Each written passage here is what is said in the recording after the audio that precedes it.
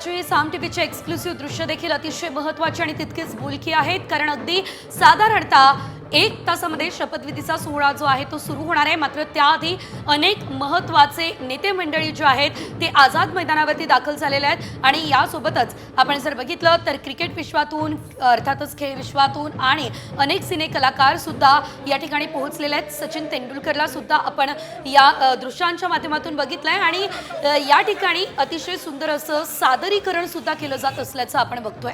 बिलकुल। आणि आपण बघतोय एकीकडे एकनाथ शिंदे जे आहेत ते आता सह्याद्री अतिथीगृहावर पोहोचणार आहेत पुढच्या काही वेळात, तर आझाद मैदानावर मात्र आता कलाकार तसंच राजकीय पुढारी जे आहेत ते देखील येऊ लागलेले आहेत। मोठ्या संख्येनं इथं आपण बघतोय की रांगा करण्यात आलेल्या आहेत। पहिल्या रांगेत कोण बसेल, दुसऱ्या रांगेत कोण बसेल अशी सगळी व्यवस्था इथं करण्यात आलेली आहे आणि त्यानुसार इथं आता सगळे क्रीडा विश्वातले कलाकार जे आहेत ते तसंच सेलिब्रिटी देखील इथं आता पोहोचायला सुरुवात झालेली आहे। निश्चितच अनेक महत्त्वाचे उद्योजक सुद्धा आज या शपथविधी सोहळ्यासाठी उपस्थित असणार आहेत। यामध्ये अनंत अंबानी यांचं देखील नाव समोर आहे आणि या ठिकाणी जर आपण बघितलं तर सहकुटुंब ते या सोहळ्याला उपस्थित राहतील अशी माहिती मिळते। महायुतीचा हा खरं तर महाशपथविधीच म्हणावा लागणार आहे, कारण अतिशय जय्यत अशी तयारी आझाद मैदानावरती करण्यात आलेली आहे। दृश्य बघतोय सचिन तेंडुलकर हा आता आझाद मैदानावरती शपथविधीच्या सोहळ्यासाठी दाखल होतानाची ही दृश्य आपण पाहू शकतोय।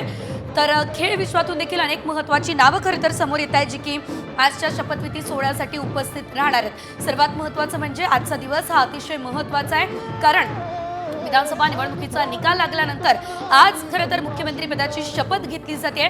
मात्र आपण पाहिलेलं होतं विधानसभा निवडणूक, त्यानंतर विधानसभा निवडणुकीचा निकाल, त्याआधी लागलेले कल आणि त्यानंतर आता आजचा हा शपथविधी सोहळा, या सर्व घडामोडींची प्रत्येक अपडेट आपण साम टीव्हीवरती बघतोय।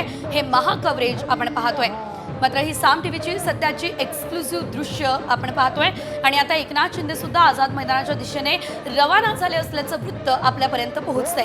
महायुतीचा हा शपथविधी सोहळा, सर्वांच्याच नजरा आजच्या या सोहळ्याकडे लागलेल्या होत्या। मात्र सध्याची एक मोठी बातमी ती म्हणजे एकनाथ शिंदे हे सुद्धा आझाद मैदानाच्या दिशेने रवाना झालेले आहेत। याशिवाय एकनाथ शिंदे उपमुख्यमंत्री पदाची शपथ घेणार असल्याचं देखील त्यांनी साधारणतः 2 तासांपूर्वी जाहीर केलेलं आहे आणि त्यानंतर ते आता आझाद मैदानाच्या दिशेने निघाले आहेत।